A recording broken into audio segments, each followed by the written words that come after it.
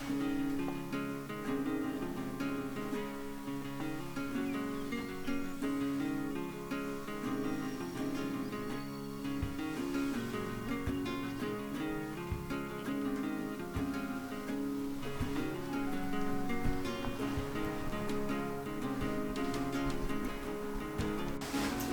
んにちは。アトリエネタラポートです。このチャンネルではお家で簡単にレザークラフトを楽しめるような動画をアップしています。初めての方にも分かりやすいようにたくさん説明を入れていきます。みんなで物を作る喜びを共有していきましょう。今回は初めて作る方に作りやすいアイテムとそのアイテムのポイントを紹介していきます。最近動画が増えてきてどれから作ろうかなという質問が来てたりしますので、ぜひぜひこちらの動画を参考にして作品を作り始めてください。もちろん1個だけじゃなくて全部コンプリートするとスキルアップ間違いなしです。それでは説明していきます。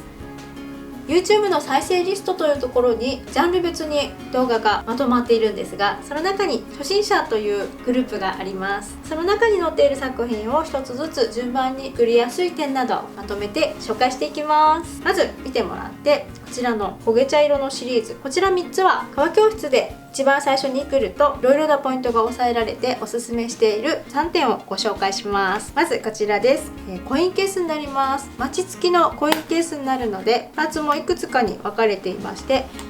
この作品の一番難しいところはやっぱりこのカーブのカットです。結構カーブが効いているので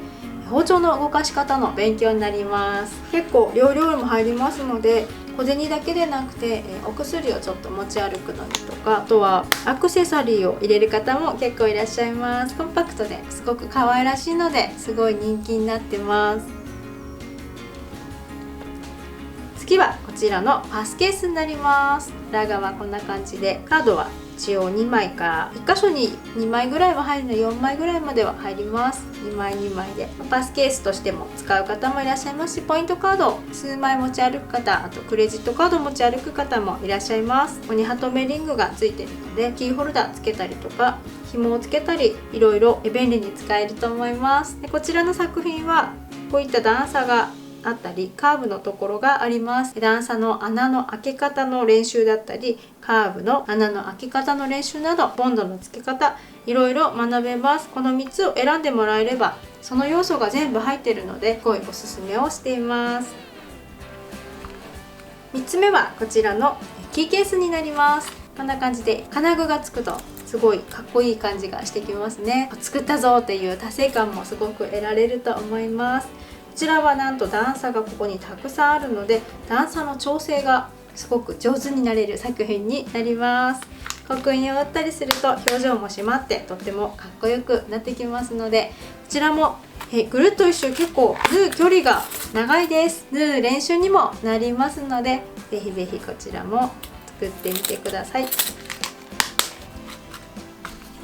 こちらは教室の方でも作ってるんですがカードケースになります。もう本当にボンドでくっつけてここだけを縫いますので結構簡単にできると思います。コンパクトですのでプレゼントにもとってもおすすめしています。ホックつける練習にもなります。そしてこちらはスマートキー用のキーケースになります。一つだけこれだけで持ち歩きたいなという方には特におすすめです。こう引っ張ると上に鍵が上がってきてこれを下に引っ張ると鍵が操作できたりします。見た目もとってもかっこいいので車の鍵だけ単独で持つ方におすすめしています。これも本当にここをボンドでくっつけて縫う作業だけになりますのですごくシンプルで使っていくとかっこいい味わいのキーケースになっていきます。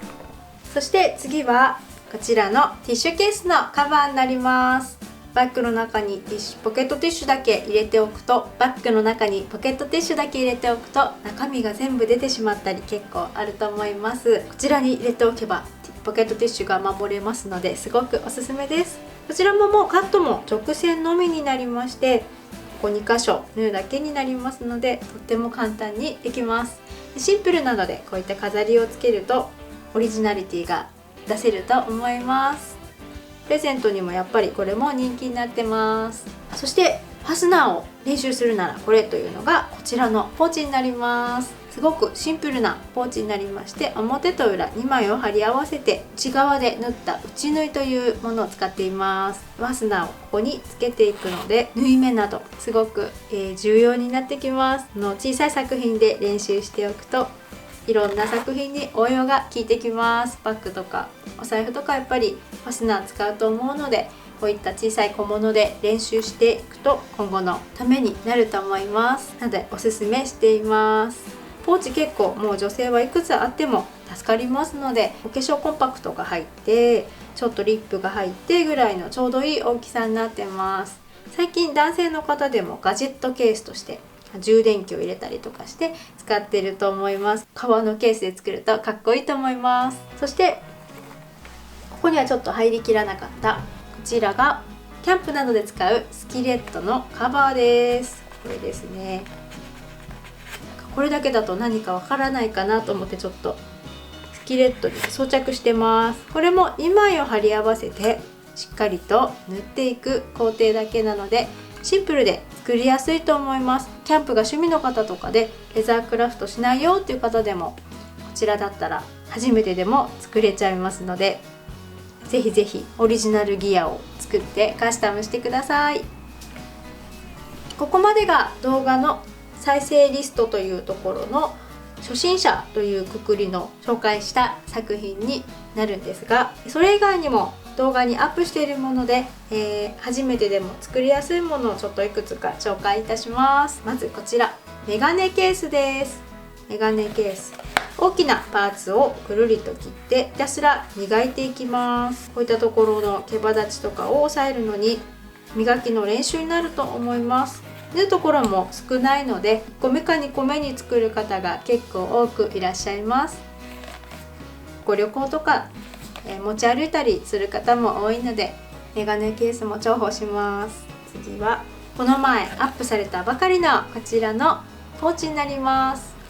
こちらも本当にパーツは1つぐるりとつながっているので少し大きいんですが、1つのパーツを取ってもらって